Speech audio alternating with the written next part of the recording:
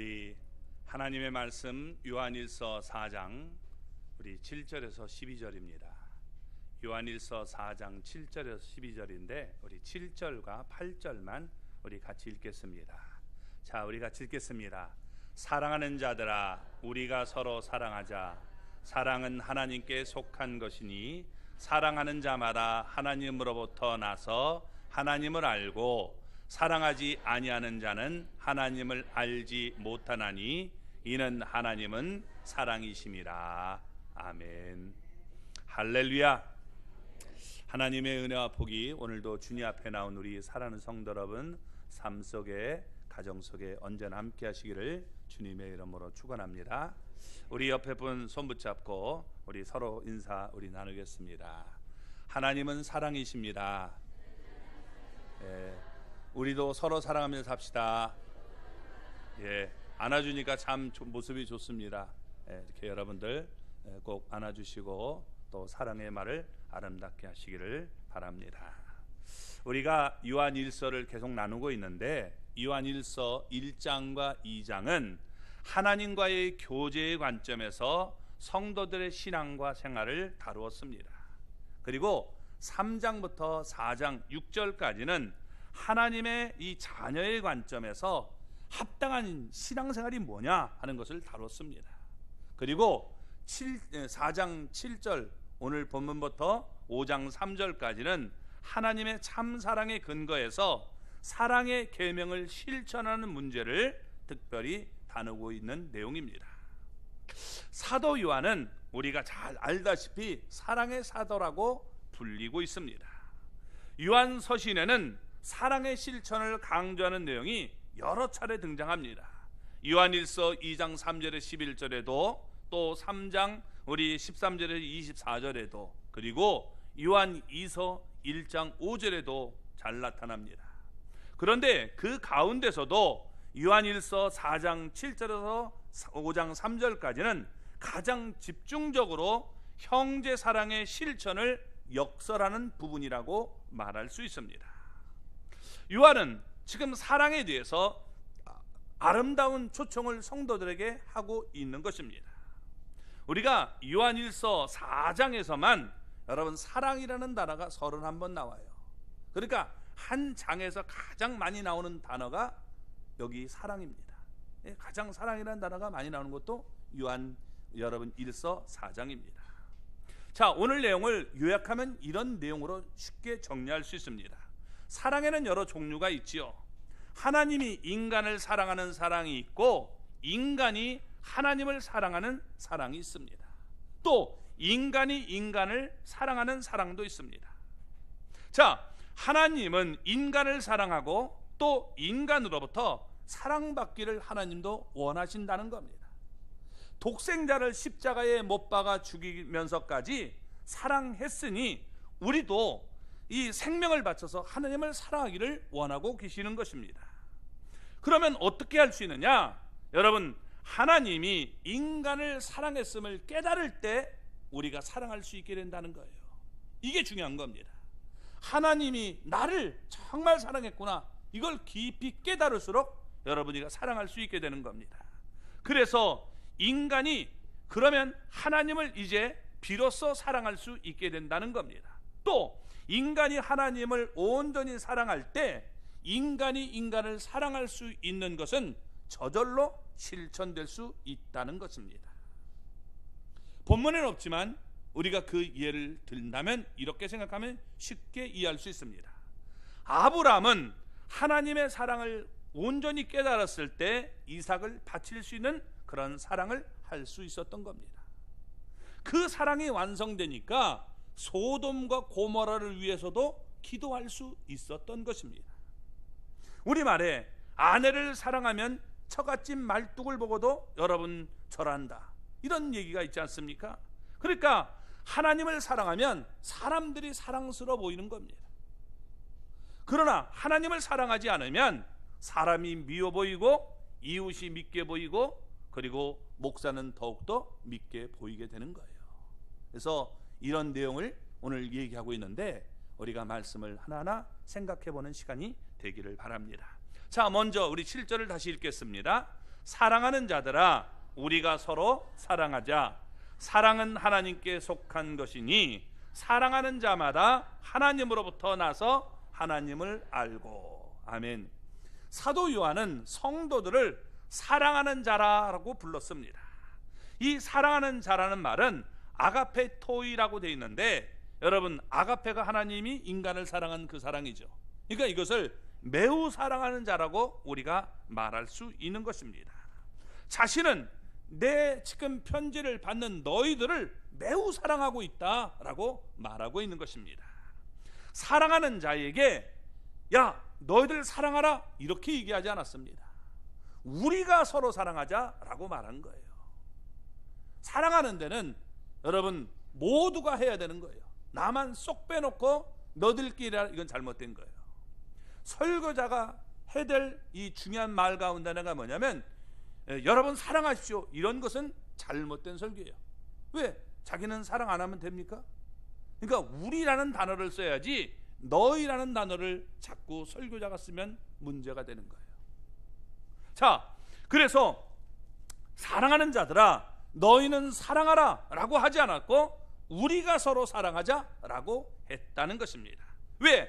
하나님께 이 지금 속한 자는 사랑을 해야 하기 때문이라고 이미 말씀을 여러 번 했기 때문입니다. 예수님은 우리 요한복음 13장 34절에서 제자들을 이렇게 가르쳤습니다. 새 계명을 너희에게 주노니 서로 사랑하라. 내가 너희를 사랑한 것 같이 너희도 서로 사랑하라 라고 말씀하셨습니다. 자, 예수님께서 제자들에게 가르친 계명이 서로 사랑하라는 말씀이었습니다. 요한은 명령하지 않고 성도들에게 우리가 서로 사랑합시다 라며 권한 것입니다. 예수님의 위치는 아니기 때문에 여러분 권면한 거예요. 그런데 이 권면이 현재형으로 되어 있다는 겁니다. 무슨 얘기냐? 계속적이고 반복해서 우리가 해야 된다는 거예요. 한번 나는 저를 사랑했었어. 그리고 끝나면 지금은 사랑 안 하는 거죠. 그러면 안 되는 겁니다. 사랑할 거야 이것도 아니에요. 아직 사랑하고 있지 않기 때문에. 그래서 우리가 사랑하자라고 이렇게 현재형으로 계속해서 반복해서 이루어짐을 말씀하고 있는 것입니다. 또 사랑할 때 주의할 점이 서로 하라는 거예요. 성도가 해야 할 사랑은 서로 사랑할 사랑입니다. 어느 한 사람이 일방적으로 하는 사랑이 아니라 우리가 서로 해야 되는 거예요. 그래서 여러분 우리가 비극적인 사랑이 짝사랑이에요. 나는 저 사람을 좋아하는데 저 사람은 나를 좋아하지 않아요. 얼마나 비극입니까? 그죠? 그러니까 우리가 서로 사랑해야 되는 거예요. 하나님은 우리에게 서로 사랑하라라고 했어요. 아내가 남편을 사랑하면 남편도 아내를 사랑해야지. 여러분 다른 사람을 사랑하면 정말 견딜 수 없는 그런 모습을 갖게 되는 겁니다. 부모가 자식을 사랑하면 자식도 부모를 사랑해 줘야 될 것 아닙니까? 그게 올바른 거지. 여러분 자식이 부모를 사랑하지 않으면 잘못된 거예요. 그래서 서로 사랑하라 라고 얘기하고 있는 것입니다. 마찬가지죠. 성도들이 목사를 사랑하면 목사도 성도를 사랑해야죠. 똑같은 그런 모습을 가지고 얘기하고 있다는 겁니다. 그래서 서로 사랑하라 라고 말씀했습니다. 우리가 쌍방이 여러분 서로 사랑할 수 있는 그런 은혜가 넘쳐나기를 주님의 이름으로 축원합니다. 왜? 사랑은 서로 주고받을 때 더 커지고 오래 지속될 수 있는 거예요.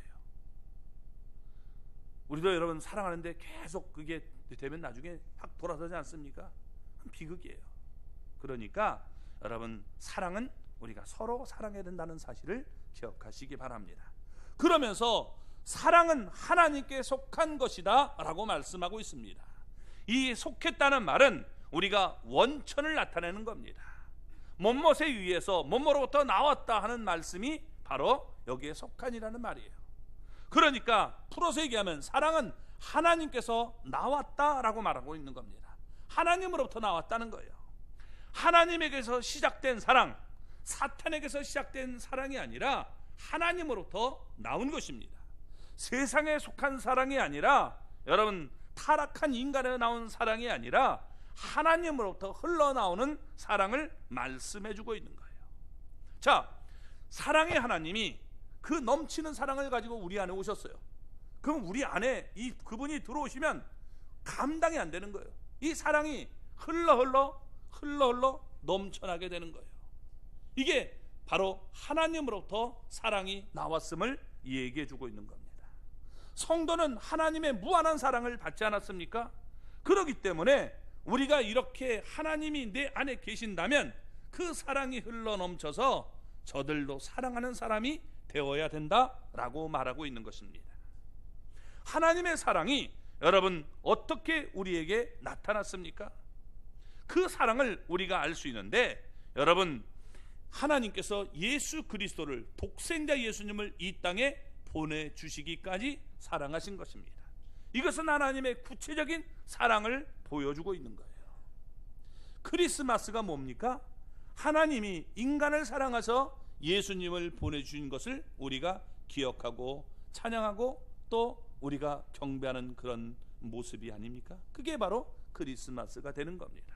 그래서 이런 모습을 우리가 갖고 살아야 됨을 얘기해 주고 있는 거예요. 우리의 구체적인 사랑의 행위, 이것은 형제를 사랑하는 그런 행위를 통해서 하나님을 알 수 있다라고 말하고 있는 것입니다. 내 안에서 사랑이 넘쳐나는데 그 사랑의 하나님이 내 안에 있으니까 사랑이 자꾸 흘러넘치게 되는 이 모습을 보여주고 있는 겁니다. 반대로 사랑하지 않는 자는 결코 하나님을 알 수 없다는 거예요. 경험해보지도 못하고 그 사람 속에 하나님이 진정 있는지 알 수 없다라고 말하고 있는 겁니다.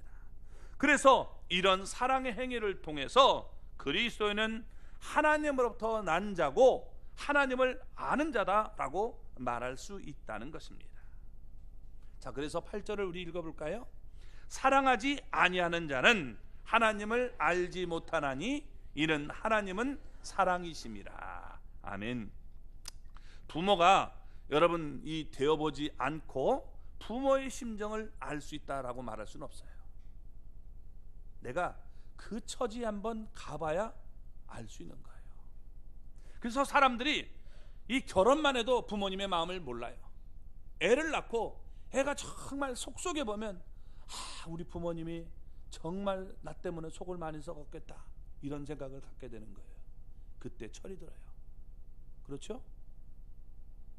아직 애를 안 낳은 분들은 몰라요. 근데 애를 낳으면 그래요. 그런데 우리 옛날 분들은 그러잖아요. 저도 잘 몰라요. 왜냐하면 적어도 셋은 낳아봐야 되는데, 근데 저는 하나밖에 없으니까 저도 잘 모르는 거예요. 셋은 낳아야 여러분 안다라고 얘기하지 않습니까? 얼마나 힘든가를 우리가 얘기하고 있는 거예요. 그래서 여러분 우리가 이 잔소리로만 느껴졌던 그 부모님의 말씀이 이게 정말 나를 사랑해서 했던 말이었구나 하는 것을 깨닫게 되는 겁니다. 부모님의 마음을 아프게 했던 일들이 늦게나마 후회가 되는 거예요. 우리 어머니가 정말 그때 너무너무 가슴이 아팠겠구나 이런 생각을 하게 되죠. 또 여러분 어린이들 보면 이 끓는 물 또 냄비 이런 거 만지면 안 된다 하는데 애들이 그냥 정신없이 막 뛰고 그런 애들이 있어요. 이런 애들이 여러분 한번 뜨거움을 맛봐야 이제 그 다음부터 어떻게 돼요? 절대로 난로 곁에 가까이 가지 않는 거예요. 미안한 얘기지만 아픔을 경험해봐야 여러분 어떻게 돼요? 그때 내가 아무거나 만져서는 안 되는구나 하는 걸 우리가 느끼게 되는 겁니다. 우리도 여러분 내가 사랑을 해봐야 하나님의 사랑을 더욱더 깊이 느끼게 되는 것입니다. 우리가 부모가 되어야 부모님의 심정을 알 수 있듯이 형제를 사랑하는 일을 통해서 비로소 하나님의 사랑을 온전히 깨닫게 된다라고 말씀하고 있는 것입니다. 아무리 하나님을 안다고 주장해도 형제에 대한 사랑이 없다면 그 사람은 아직도 하나님을 사랑하지 못하고 있는 것이다. 하나님의 사랑을 경험하지 못하고 있는 것이다 라고 말하고 있는 겁니다. 왜냐하면 하나님이 사랑이신데 정말 하나님을 사랑을 경험했다면 어떻게 형제를 사랑하지 않을 수 있느냐라고 말하고 있는 것입니다. 그러므로 날마다 형제를 사랑함으로 하나님을 진심으로 사랑하는 데까지 이룰 수 있는 우리 성도들이 될 수 있기를 바랍니다. 사랑은 하나님께 속한 것만 아니라 하나님 자신이 곧 사랑이라고 말씀해 주고 있는 거예요. 그러니까 우리가 하나님의 자녀로 태어났다면 마땅히 사랑을 해야 되고, 여러분, 우리가 살아가야 되는 것입니다. 사랑하면서 살아가는 그 모습이 바로 하나님이 내 안에 진정으로 계시고 있구나 하는 것을 보여줄 수 있는 모습이 된다는 것입니다.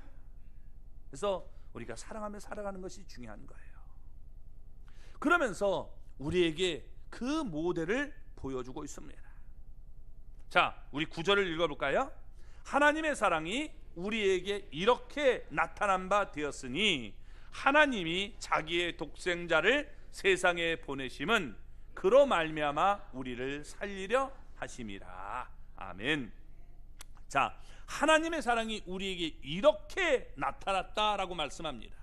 이렇게 나타났다는 말이 뭐냐? 여러분, 요한복음 3장 16절에서 하나님이 세상을 이처럼 사랑하사 독생자를 주었으니 이는 그를 믿는 자마다 멸망하지 않고 영생을 얻게 하려 하심이라 라고 말씀을 했습니다. 자, 하나님이 예수님을 보내신, 여러분, 이 땅에 보낸 사건처럼 이렇게 사랑했다는 거예요.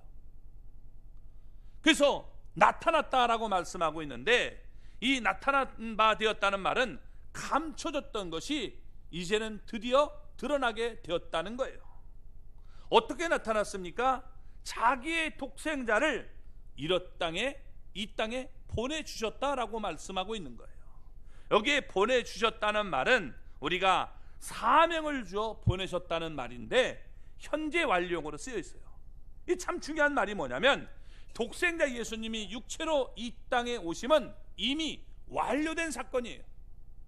이미 완료됐고 그 성육신한 결과가 현재도 계속 남아있다는 거예요. 무슨 얘기냐? 그러니까 다른 구원자는 있을 수 없다는 거예요. 여러분, 예수님, 오늘 우리 시대에 이만희라든지 장길자라든지 문선명 이런 사람이 구원자가 될 수 없다 하고 꽉 못을 받고 있는 거예요. 그 결과는 영원한 거예요. 예수님 외에는 구원받을 방법이 없다라고 말씀하고 있는 거예요. 근데 자꾸 이단들은 아니다, 예수님의 구원은 온전한 것이 아니다, 그러니까 영적으로만 이뤘거나 육체적으로 이뤘기 때문에 내가 와서 이것에 보태된다라고 말하는 그것이 이단임을 설명해 주고 있는 것입니다.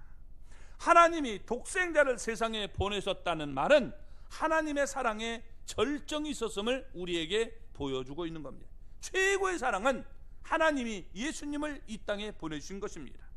왜 보내주셨느냐? 우리를 살리려고 보내주셨다는 거예요.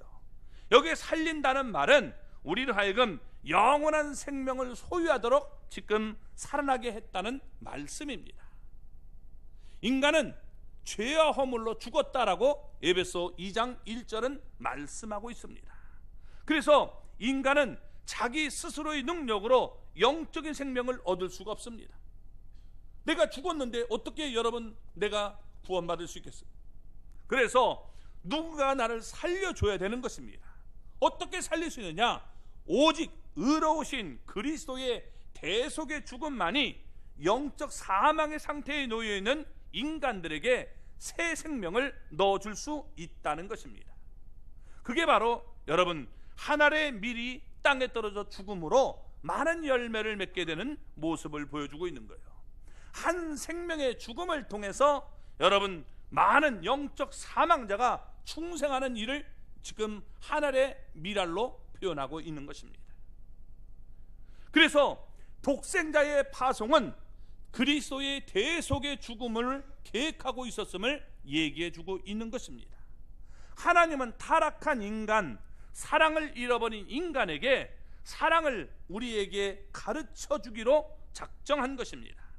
타락한 인간에게 사랑을 가르쳐주고 보여주기 위해서 하나님은 인간의 몸을 입고 와서 사람들을 위해서 대신 죽기로 작정했다는 얘기입니다. 타락한 우리는 하나님을 사랑하지 못합니다. 아담은 타락한 후에 하나님의 동산 서늘한 곳에 여러분 이 하나님과 사귀었던 그 교제를 뒤로하고 두려워서 몰래 숨었던 것을 우리가 볼 수 있습니다. 타락한 인간은 사랑하는 법을 우리가 잘 알지 못합니다. 그런 우리에게 지금 이 땅에 오셔서 사랑이 무엇인가를 가르쳐주고 어떻게 사랑해야 되는가를 가르쳐줬는데, 그게 바로 십자가라고 여러분 말씀해주고 있는 거예요. 이 십자가가 내가 너를 사랑한 증거다라고 말씀해주고 있는 것입니다. 그래서 그 사랑을 이제 보충해서 설명해주고 있는데 10절은 이렇게 우리에게 말씀합니다. 같이 읽겠습니다. 사랑은 여기 있으니 우리가 하나님을 사랑한 것이 아니요 하나님이 우리를 사랑하사 우리 죄를 화목제물로 그 아들을 보내셨습니다. 아멘. 자, 우리 죄를 속하기 위하여 화목제물로 그 아들을 보내셨다는 거예요. 속한다는 말은 용서하기 위해서라는 말이죠. 용서하기 위해서 그 아들을 보내셨다는 거예요. 그러니까 우리 죄를 씻어주시고 죄에 팔린 우리를 값으로 사서 여러분 해방시켜주기 위해서 하나님께서 하신 방법이 속죄제물로 이 땅에 오셨음을 보여주고 있는 거예요.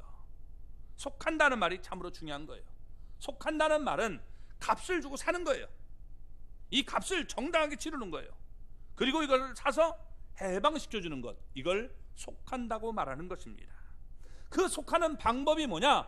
화목제물로 이 땅에 오셨다는 거예요. 화목제물이 뭐냐? 여러분, 우리가 이것은 히브리어로 이거 볼 때 그 의미를 확실히 더 잘 알 수 있어요. 화목제물을 히브리어로 셀렘이라고 해요. 셀렘 해보세요. 여러분, 샬롬 우리가 많이 하죠. 이 샬롬이라는 말과 셀렘이라는 말 어원이 같은 거예요. 살렘 하면 완전하다는 말이에요. 그러니까 완전한 관계를 이룰 때 그것을 평화라고 하는 거예요. 어디 부분이 깨지거나 올바른 관계가 맺지 않으면 평화가 없는 거예요. 그런데 주님께서 이렇게 여러분 화목제물로 오셨다는 거예요. 무슨 얘기냐? 화목제물은 뭐냐? 하나님과 인간이 이 죄로 인해서 분리됐는데 관계가 좋지 않은데 하나님께서 그 화목제물로 오셨음을 보여주고 있는 겁니다. 화목제물은 뭐냐? 우리가 피의 희생의 제물로 오셨다는 거예요. 제물로 이 땅에 오셨다는 거예요. 그래서 구약시대는 희생 제사를 드림으로 우리가 짐승의 피를 드렸던 겁니다. 양이나 소, 황소 이런 것을 여러분 잡아서 피를 흘림으로 그 피를 우리가 뿌려야 죄가 용서받을 수 있게 된 것입니다. 그런데 짐승의 제사는 불완전하기 때문에 죄를 완전히 우리가 해결할 수가 없는 것입니다. 이건 그림자예요.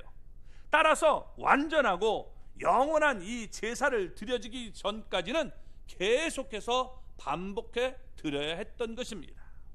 예수님은 우리 죄를 사기 위해서 제물로 이 땅에 오셨다는 거예요. 그래서 예수님께서 여러분 우리 죄를 짊어지시고 십자가에서 피를 흘리시고 죽으심으로 이 땅에 여러분 화목제물로 오심으로 우리의 죄를 용서하셨다는 사실을 보여주고 있는 것입니다. 사랑을 알지 못하고 사랑하지 못하고 불행한 삶을 사는 인간들에게 사랑의 방법을 가르쳐주기 위해서 하나님께서 구원의 이 모습을 우리에게 보여주기 위한 것이 예수 그리스도를 이 땅에 화목제물로 보내셨다는 거예요.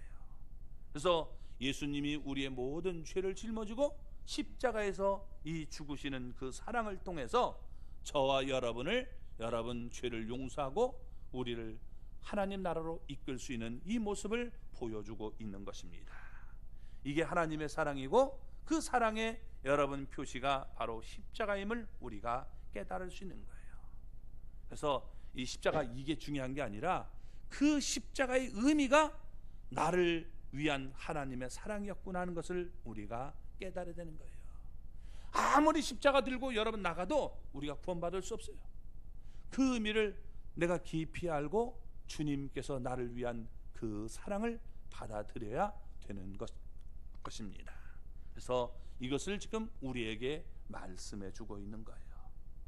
하나님이 우리를 이렇게 사랑하셨는데 우리도 하나님의 자라면 사랑하며 살아야 되지 않겠느냐라고 말씀하고 있는 거죠.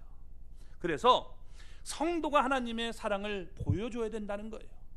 하나님의 사랑을 네가 받았다면 그 안에서 이제 하나님은 너를 통해서 나타나기를 원하는데, 너를 통해서 하나님의 사랑이 나타나도록 네가 행동하라 라고 얘기하고 있는 겁니다. 이게 11절과 12절의 말씀입니다. 자, 우리 같이 한번 읽어볼까요? 사랑하는 자들아, 하나님이 이같이 우리를 사랑하셨은즉 우리도 서로 사랑하는 것이 마땅하도다. 어느 때나 하나님을 본 사람이 없으되 만일 우리가 서로 사랑하면 하나님이 우리 안에 거하시고 그의 사랑이 우리 안에 온전히 이루어지느니라. 아멘. 여기서도 이같이라고 말씀하고 있죠. 인간을 구원하기 위해서 그리스도를 화목제물로 보내신 하나님의 구속의 사랑을 말씀해 주고 있는 것입니다.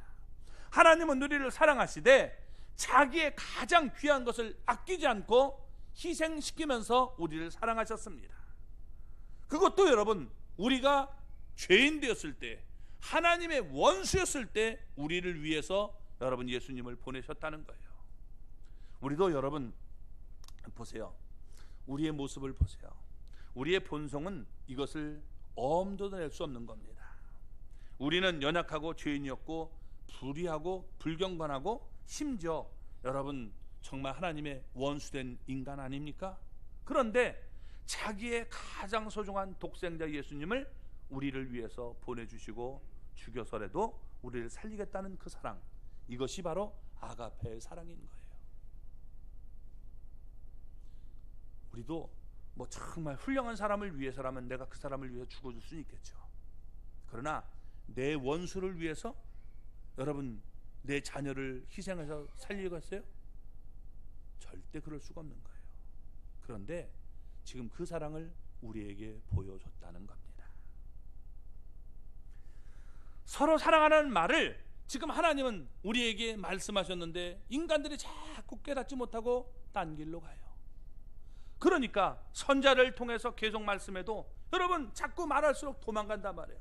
그러니까 하나님께서 여러분 인간의 몸으로 오셔서 내가 너희들에게 진짜 사랑이 뭔가를 보여줄 테니 내 말을 믿고 이제는 따르라 라고 말씀하고 있는 거예요. 제가 몇 년 동안 여러분 그 크리스마스 때 설교를 짧게 할 때는 제가 이렇게 동영상 하나 보여드렸어요. 기억나시나 모르겠어요. 여러분 무슨 백구 같은 것이 이 개가 이 목줄이 이게 성장하면서 이게 커지니까 어떻게 돼요? 이게 썩어 들어가지 않습니까? 그죠? 여러분 한번 생각해 보세요. 제가 어렸을 때 이 요만한 걸 입었는데 이게 지금 몸이 이렇게 커졌는데 그걸 계속 이거 목줄을 메고 있으면 어떻게 되겠어요? 이게 지금 썩어 들어가겠죠. 그죠? 이게 막 목이 막히는 거예요. 그런 개들이 여러분 종종 우리가 그 뭐죠? 하여튼 텔레비전에서 그런 거 이게 보여준단 말이에요. 그럼 개들이 여러분 어떻게 돼요? 그 살리려고 사람들이 막 포위해서 여러분 그 개를 잡으려면 어떻게 돼요? 개가 얼마나 빨리 도망가는지 이쪽 저쪽 뛰어가지고 꼭 포위망을 싹 도망가요. 멀리 무서워서 도망가는 거예요. 그때 느끼는 게 뭡니까? 제 마음속엔 그래요. 만약에 내가 개가 돼가지고 야 인간들이 너를 갖다가 지금 죽이려고 하는 것이니까 나 따라와라 믿고 너 지금 살리려고 하는 거야. 그래서 여러분 내가 개가 되지 않고는 개를 설득할 방법이 없는 거예요. 그래서 여러분 하나님께서 인간이 되셔서 이 땅에 오셔서 내가 너희를 그렇게 사랑한다는 이 증거를 보여준 것 아닙니까? 그래서 여러분 이 살리는 방법을 우리에게 허락하신 거예요. 때로는 마취총을 쏴가지고 여러분 우리를 강권적으로 구원하는 역사도 나타나게 된 겁니다. 이것을 지금 우리에게 얘기해 주고 있는 거예요. 그러니까 내가 이런 하나님의 사랑을 입었기 때문에 우리도 사랑하는 것이 마땅하다는 거예요. 마땅하다는 말은 뭐냐? 내가 빚을 졌다는 거예요. 내가 그런 사랑할 의무가 있다는 겁니다. 사랑의 계명이 여러분 그리스도에게 의무를 깨달아야 되는 것입니다. 하나님이 이같이 우리를 사랑하셨기 때문에 우리도 책임감을 가지고 의무감을 가지고 사랑해야 되는 거예요. 이런 법적 용어를 통해서 단순한 의무와 책임만을 얘기하는 것이 아닙니다. 사랑은 하나님의 선물이지만 선택사항이 아니라 의무라는 거예요. 그런데 이 의무라는 말은 반드시 해야 된다는 말씀을 얘기해 주고 있는 거예요. 의무입니다. 그래서 막 의무라고 해가지고 여러분 그 실천했다고 그게 중요한 게 아니라 여러분 정말 내가 이 진실한 마음으로 사랑하는 그 모습을 가져야 된다라고 말하고 있는 겁니다. 이런 사랑의 실천을 통해서 하나님의 형상됨을 우리가 나타낸다는 거예요. 아, 내 안에 하나님이 계시는구나. 그렇게 우리가 여러분 얘기하게 되는 겁니다. 왜 이런 일 말하냐? 당시에 신학과 윤리를 분리시키는 이단들이 있었어요. 그래서 이런 이단들에게 지금 얘기하면서 경종을 울리고 있는 말씀인 것입니다. 그리스도인들에게 마땅히 드러나야 되는 사랑이 없다면 당시의 이단이만 아니라 오늘 우리 그리스도인들도 마찬가지라는 거예요. 경계되는 거예요. 입만 여러분 그건 그리스도인이라고 말하는 것이 진짜 하나님의 사랑이 그 안에 있다면 그럴 수 없다라고 얘기하는 겁니다. 그래서 우리는 사랑을 여러분 보여줘야 돼요. 왜? 구약 여러분 이스라엘 백성들은 하나님을 볼 수 있다? 없다? 유대인들은 여러분 하나님을 볼 수 있다고 생각했어요? 볼 수 없다고 생각했어요? 볼 수 없다는 거예요. 보면 죽어요. 그러니까 여러분 우리가 출애굽기 33장에 이 얘기가 잘 나타나고 있는 겁니다. 하나님을 보면 죽어요. 그런데 그러니까 아무도 지금 여기 뭐예요? 하나님을 본 사람이 없다라고 말하는 거예요. 모세도 여러분 하나님을 볼 수가 없었어요. 단지 뭐예요? 그 우리 형상 그림자만 쓱 보고 뒷모습만 보고 그런 모습이지 하나님을 진짜로 우리가 경험할 수 없다는 겁니다. 쉽게 여러분 생각해 보세요. 우리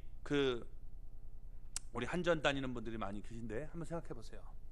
저 한전에 이 지금 그 발전소에서 이 발전하는 용량이 얼마나 되나요? 한 100만 볼트 되나요? 모르겠네. 더 되겠죠? 그런 걸 우리 가정집에랑 한번 탁 연결해 가지고 집어넣으면 어떻게 될까요? 우리 집은 불나버리죠. 다 연결되면. 그죠? 그러니까 그걸 직접 놓을 수가 없는 거예요. 어떻게 해요? 이게 변조소를 통해서 변압을 다운시켜 줘야 이게 우리가 쓸 수 있는 그 모습이 되지. 하나님의 엄청난 그 하나님을 여러분 우리가 만약에 직접 경험하면 다 죽는다는 것이 유대인들의 개념에 있는 겁니다. 그러니까 모세도 하나님을 볼 수가 없었다는 거예요.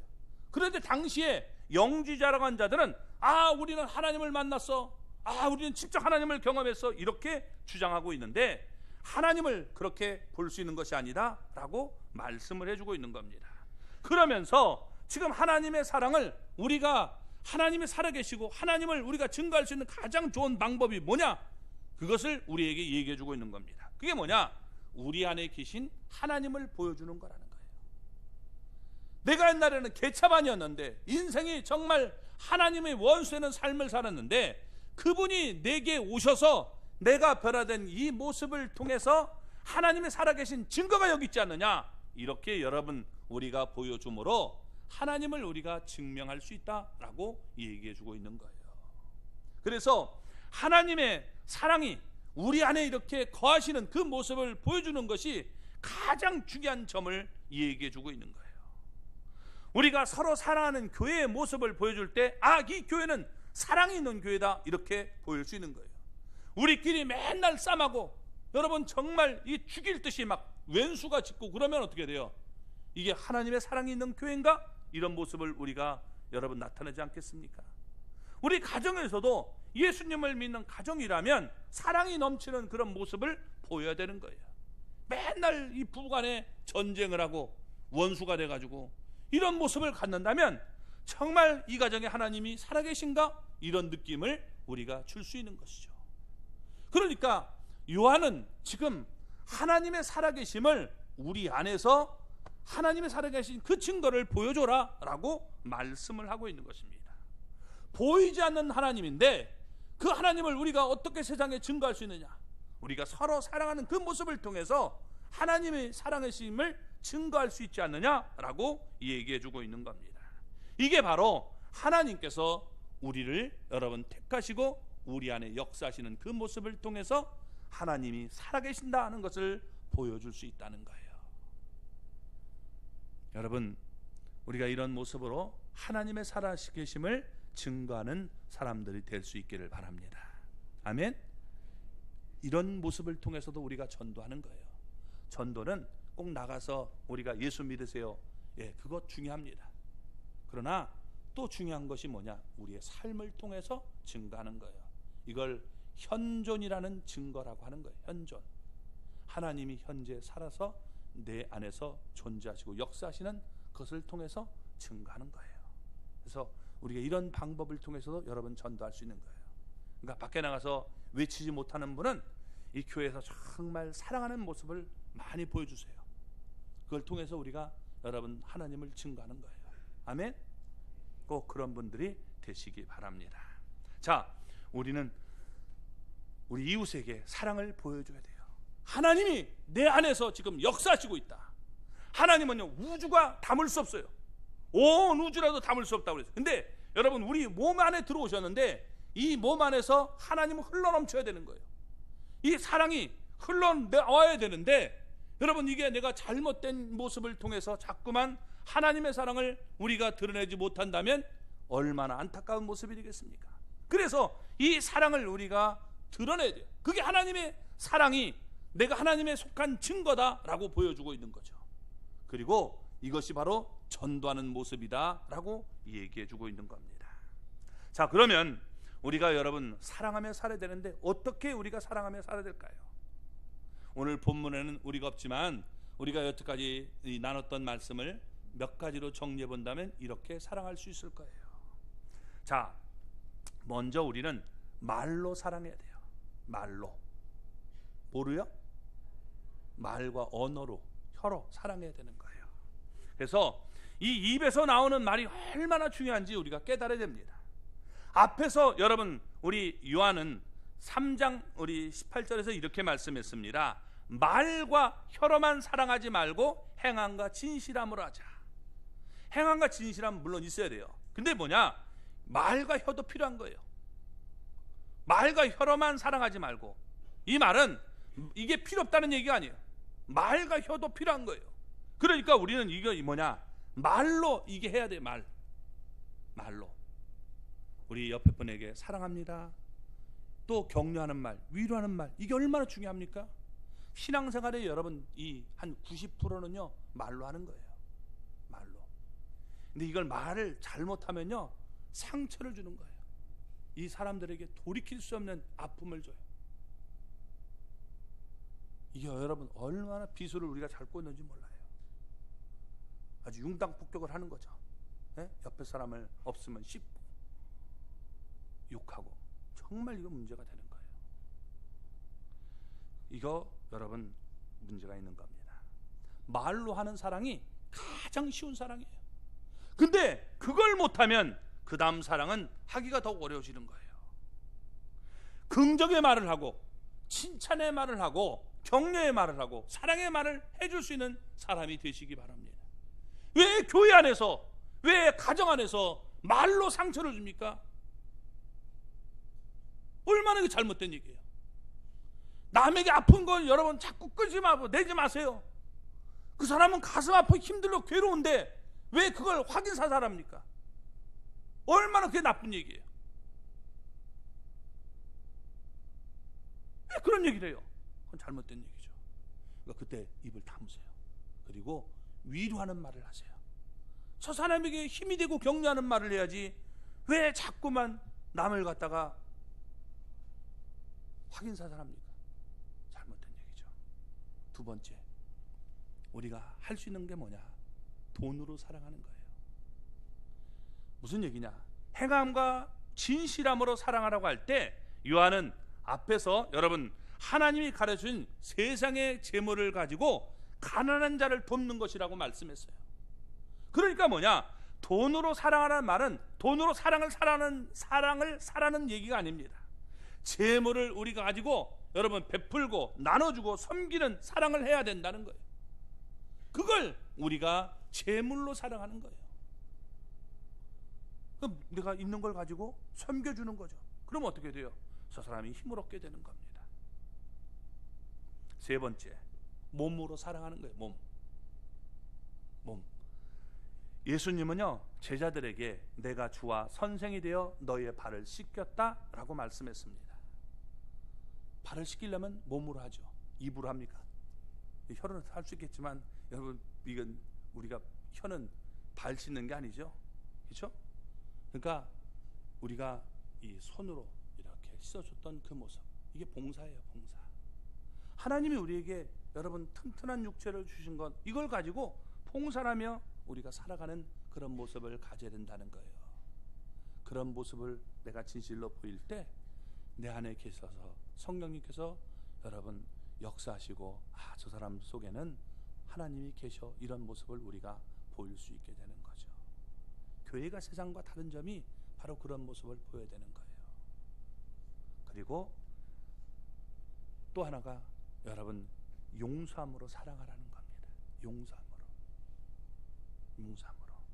베드로전서 4장 여러분 8절을 보면 우리 중반절에 이렇게 얘기합니다. 사랑은 허다한 죄를 덮느니라. 여러분 우리가 사랑한다면 죄를 덮어줄 줄 알아야 돼요. 이게 사랑이에요. 저 사람 죄를 갖다 동네방에 막 우리가 떠들고 다니면 그건 정말 우리가 사랑 없는 모습을 보이고 있는 겁니다. 용서를 모르면 아직도 복음을 모르는 것입니다. 예수님도 모르고 그리스도도, 우리가 하나님도 모르는 얘기죠. 그러니까 여러분 용서하며 살 수 있는 하나님의 사람이 되시기 바랍니다. 하나님은요 죄인 중에 죄인 나를 용서하셨어요. 그런데 내가 용서하지 못하면 여러분 하나님 앞에서 내가 정말 하나님의 사랑을 진짜 경험하지 못한 모습임을 얘기해 주고 있는 것입니다. 내가 용서 못하지 못할 사람이 누굽니까? 용서하지 못하면서 나는 사랑한다고 말하고 있지는 않습니까? 이것은 잘못된 것입니다. 오늘 여러분 하나님께서 우리에게 사랑을 보여주셨어요. 그 사랑을 우리가 경험한다면 하나님도 우리에게 너도 나처럼 사랑했으면 좋겠다 라고 말씀합니다. 여러분 우리도 주님을 사랑할 수 있기를 바랍니다. 주님을 진정으로 사랑하면 우리가 형제들 사랑할 수 있다는 거예요. 이것이 오늘 우리에게 주시는 말씀입니다. 하나님 그런 힘을 달라고 기도하며 나아가는 저와 여러분이 되기를 주님의 이름으로 축원합니다.